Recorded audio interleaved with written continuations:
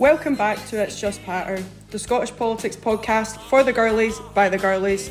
We're your hosts, May, Carys, Maya, and Sasha.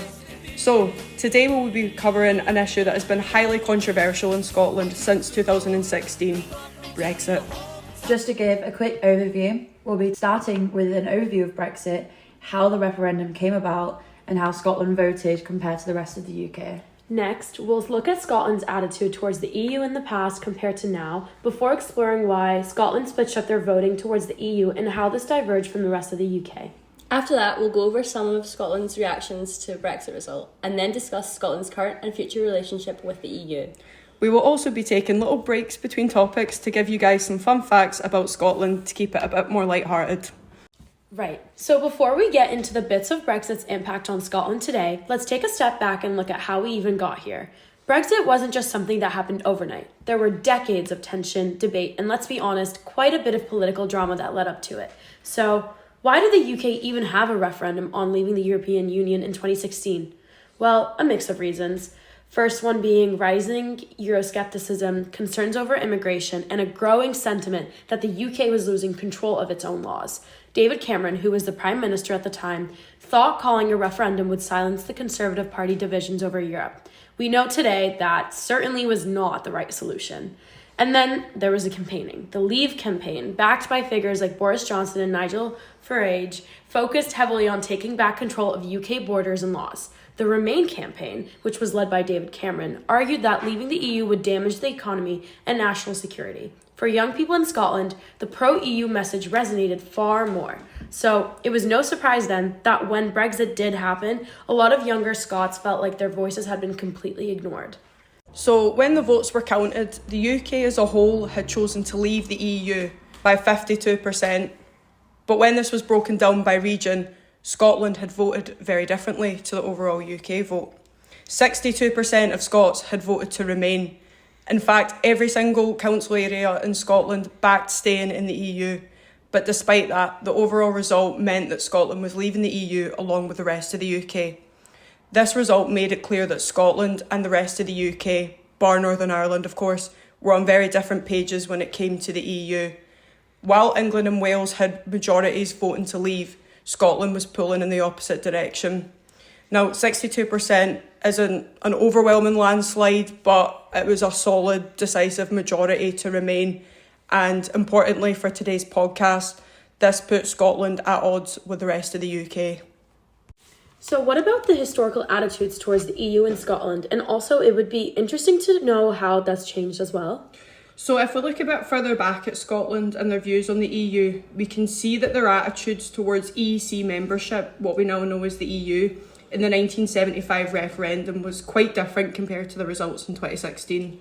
In 1975, Scotland's vote in favour of continued membership was noticeably lower than the overall UK vote. 1975? Oh my god, I did not know that. Yeah, in fact, the only two voting areas in the UK that chose to leave were both in Scotland. England and Wales had yes votes of 68.7% and 64.8% respectively, while Scotland's was just 58.4%, which is a fair bit lower.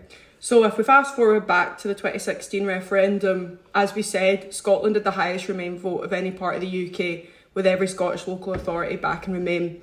So although Scotland's never really been anti-EU, we weren't really mad for it either in the 70s. Clearly public opinion has shifted considerably between these two referendums, and there is quite a contrast. So what's changed? Well, a key driver of Scotland's Remain vote in 2016 was the absence of Europe as a divisive issue in Scottish politics. While Scotland was slightly more sceptical about the EEC in 1975 than the rest of the UK, the SNP and Scottish Labour came to support European integration in the 1980s. The Euroscepticism of Thatcher's government led to a more sympathetic evaluation of the enemy's enemy. Can't be dealing with Thatcher right now. Yeah, I don't think anyone in Scotland can be. But this shift also reflected Scotland's growing engagement with the EU. There was a lot of direct EU investment in Scotland's economy and infrastructure. From 1988 onwards, many parts of Scotland qualified for EU funding due to the general economic hardship and industrial decline of the 1980s and 1990s, mostly due to Thatcher. Also, there was a lot of EU investment in transport, infrastructure and development projects in Scotland that reinforced this idea that EU membership brought tangible benefits to Scotland. Not that you can tell. ScotRail, yeah. Also, from 1988 onwards, the SNP kind of adopted this independence in Europe strategy.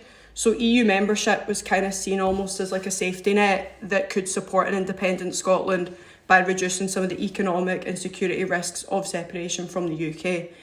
As a result of this and, the investment from the EU, both nationalist and left-wing politicians in Scotland became increasingly pro-EU, and public opinion kind of just followed suit after that. I mean, since this period, Scotland has maintained this kind of broad consensus in favour of EU membership. The Euroscepticism that really took hold of the Conservative Party never really had the same effect in Scotland, partially because of the period of rising Euroscepticism within the Tory party, coinciding with their electoral decline in Scotland. And while some Conservative MSPs backed to leave in 2016, no senior Scottish Tory did, which is not really surprising. Hugh Davidson, however, the party leader, was a prominent Remain campaigner. See, I've seen a lot of scholars and stuff saying it was actually pretty surprising that the Remain vote wasn't even higher than it was in Scotland. Yeah. Given that the main political parties were Remain and there was this kind of widespread consensus that Scotland was pro-Europe. I think one of the most obvious contributors to the divided Brexit vote I've seen is differences in attitudes towards immigration between Scotland and the rest of the UK, which I think is argued to be pretty influential. Yeah, I've definitely seen that for sure. Scotland's often seen as a bit of an outlier in discussions surrounding migration politics, I think, largely because immigration's not been weaponised in the same way it has at the UK level. Yeah. Immigration's a reserved matter. However, your main Scottish parties generally support higher immigration due to the benefits of EU membership, but also to address issues like population decline and labour shortages. And I just think this has created more of a generally positive attitude around immigration in Scotland. Yeah. In contrast to the rest of the UK, where migration is deeply contentious. Yeah, I mean, a key driver of Brexit, I think, kind of particularly in England, was this demand for reduced immigration and stricter border controls. As we know, the Leave campaign, it really heavily focused on immigration, claiming that, a lot of the issues we have in the UK with immigration was due to EU membership. And I think Scotland's kind of divergence in attitudes towards the topic of immigration, along with what we've already spoken about, EU funding in the past, this is argued to have played a part in Scotland's higher Remain vote. I mean, since immigration isn't a salient issue here, the core arguments that persuaded many voters in England to leave just didn't really hold the same weight in Scotland. Yeah. I mean, we've had a population of, 5 million for 100 years now? Yeah, I think we could definitely do with a few more people. Yeah. I don't know, I mean, from experience, I feel like immigration just really isn't spoken about here, day to day or in politics, in the same way that it is in England. I feel like when I hear about it, it's Nigel Farage, it's people from England, kind of commenting about it on social media. I really just don't think that you get that here. Carys, you're Scottish, what do you think? Yeah, I think the same. I think I think Scotland's really pushed a pro immigration thing my whole life, the whole refugees and this big proudness for embracing that. But then Yeah, for sure. I don't know, I feel May, you're from England. What do you think?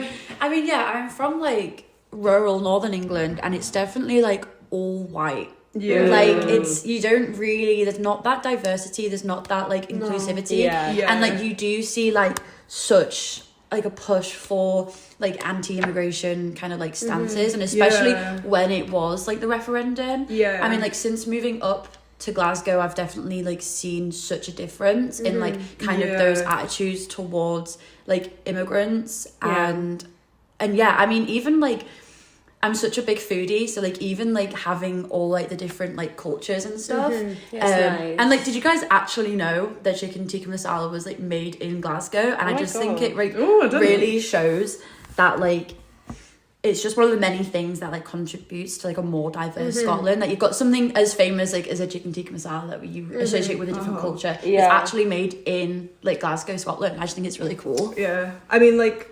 Scotland statistically is not a very diverse country, but you do have a concentration of it in like Glasgow, Edinburgh, the big cities. And I mean, growing up, like, I mean, the area I lived in was really multicultural, and it just had that feeling of diversity and inclusivity, even if it's not like Scotland overall, you know.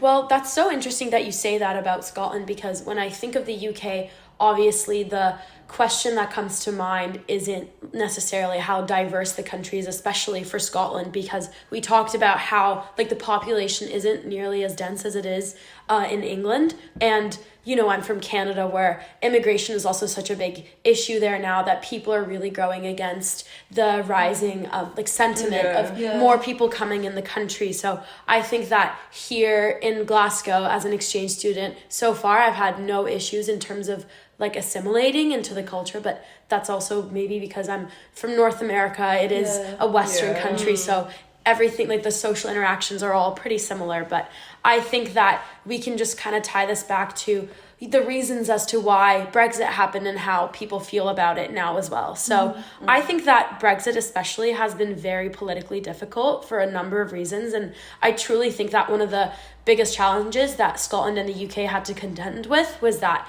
it was a UK-wide vote. So yet within that, you had a nation that completely decisively voted against the popular result. So as it was expected, this created tensions from the start, not just between voters and the outcome, but also between Holyrood and Westminster as well. So it also fueled ongoing arguments for Scottish independence, and also with many people in Scotland feeling as though their votes had been ignored in a democratic process. Yeah, for 100%. sure. Yeah, I think it was really difficult for a lot of people.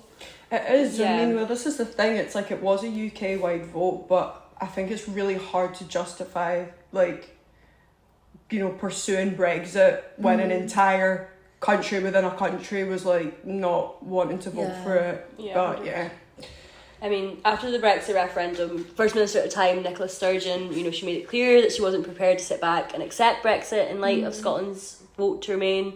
You know, she vowed to explore every possible option available to her to honour Scotland's Remain vote.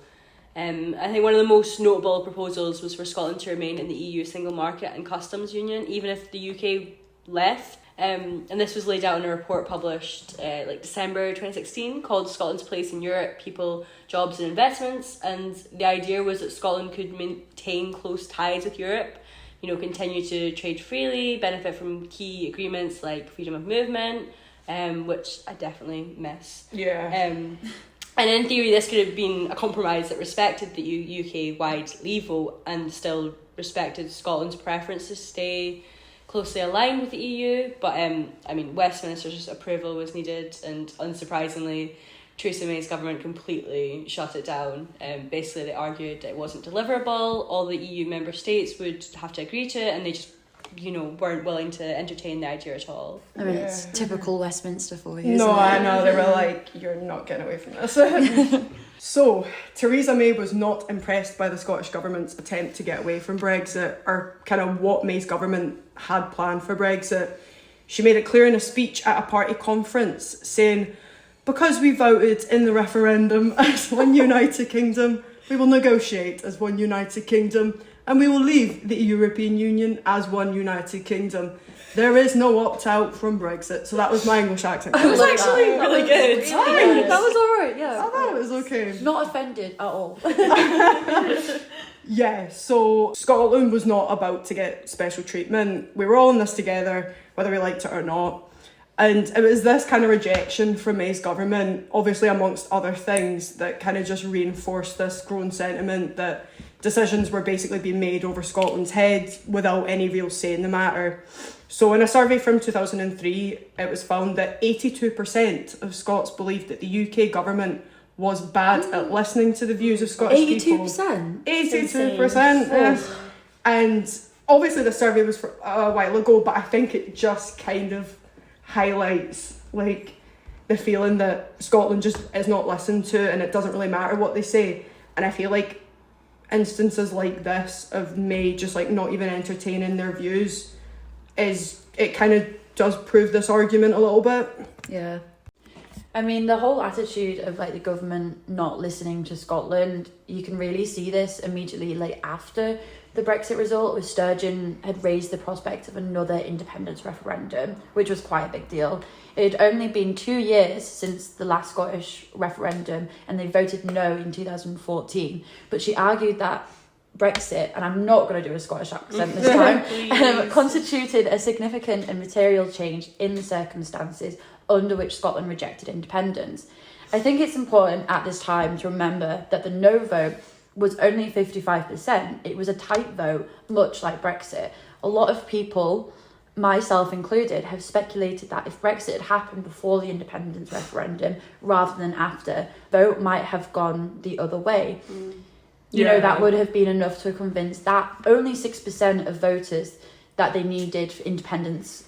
It is a fair argument. Also, one of the main arguments made by the No campaign and also the UK government was that an independent Scotland risked losing EU membership. And since Scotland is pro-EU, as we've discussed, it's fair to assume that this probably swayed quite a lot of people to vote no. Yeah, I mean, like, see, since after Brexit, I think probably the main kind of point that I've heard, like, just in experience, is people saying, you know, we were told that we would have to leave the EU if we voted for independence, and then it just happened 2 years later. So I wholeheartedly believe that if Brexit was before the independence referendum, then people would have voted for independence 100%. Forced into it anyways. Yeah, well, exactly, yeah. Yeah, 100%.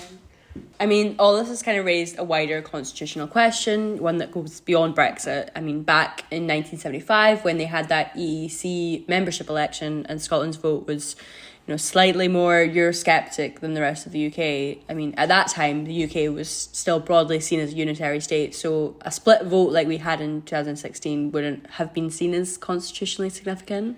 Yeah, I mean, like, since then, we've obviously had devolution, we're a lot more autonomous, and we're kind of in this routine of, like, kind of self-governance to an extent. I mean, I think this has just created a bit more of a complex and layered system of governance for Scotland. And I mean, that's been one of the big questions, is should a territorial divide matter in a constitutional sense? Back in 1975, no, probably not. But now, Scotland, it's got its own government, we make our own decisions, so this is a bit more significant now, I think.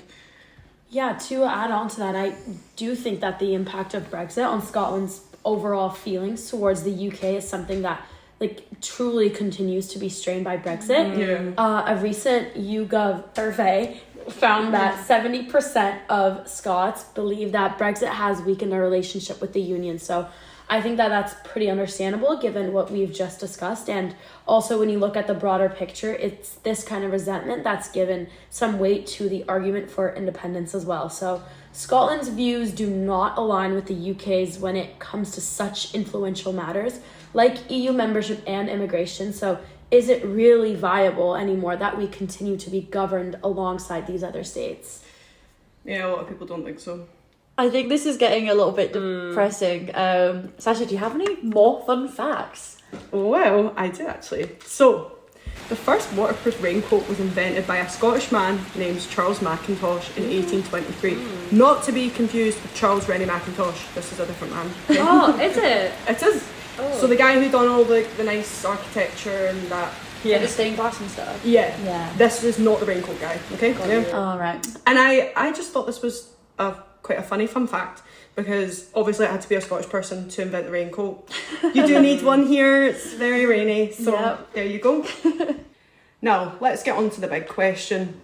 Why do younger Scots today have such an overwhelmingly negative view on Brexit?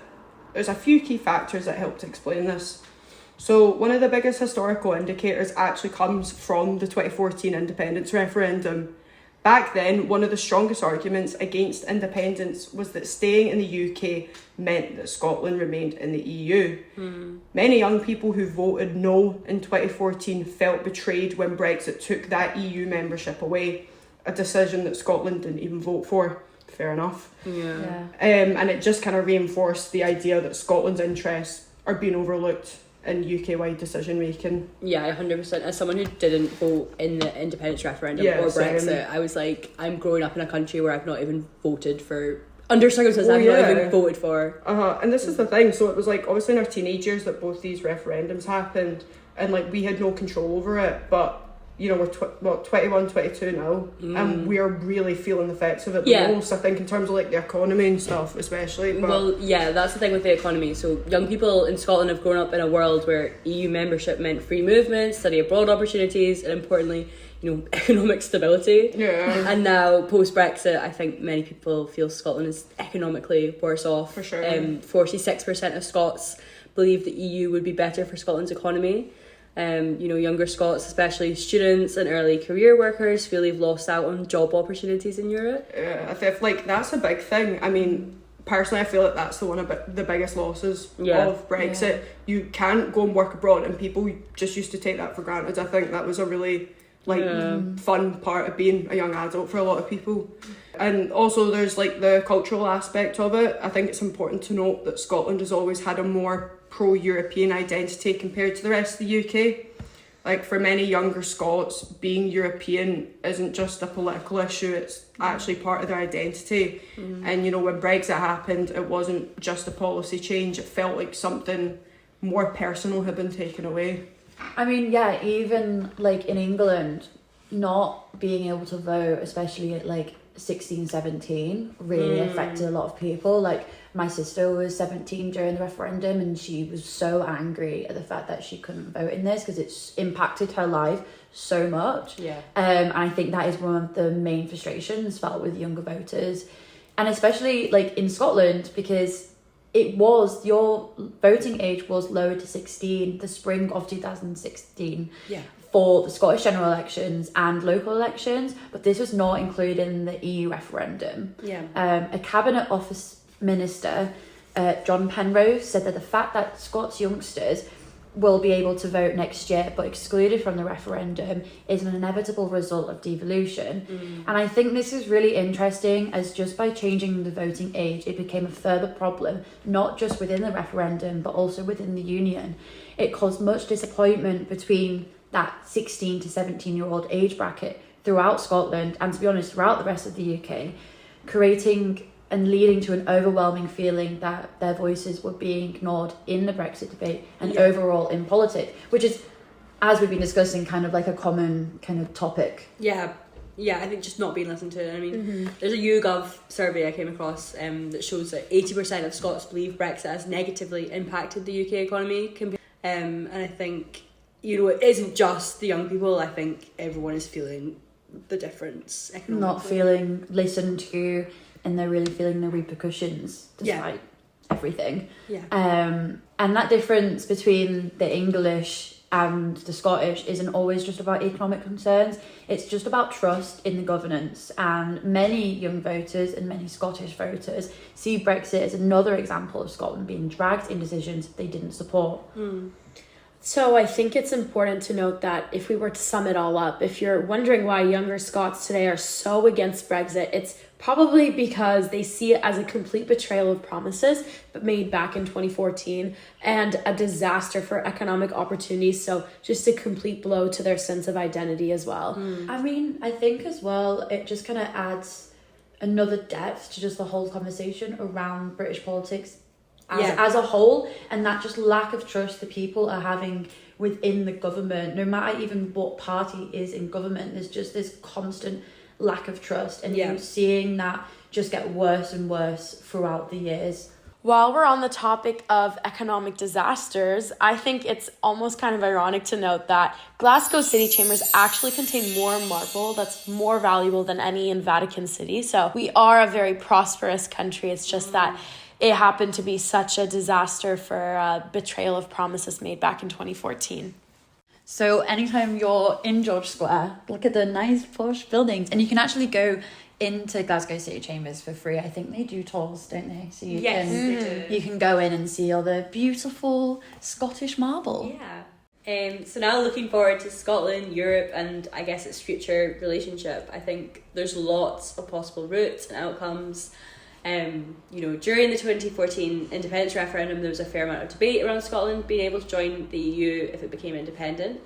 Some arguments claimed that Scotland would have to face a long and difficult process to rejoin. Various EU officials claimed that an independent Scotland would have to apply as a new state, face years of negotiations and meet stringent criteria. This would involve adopting the euro, which was a key feature of the UK and EU's relationship that the UK was privileged to abstain from and was able to have the pound.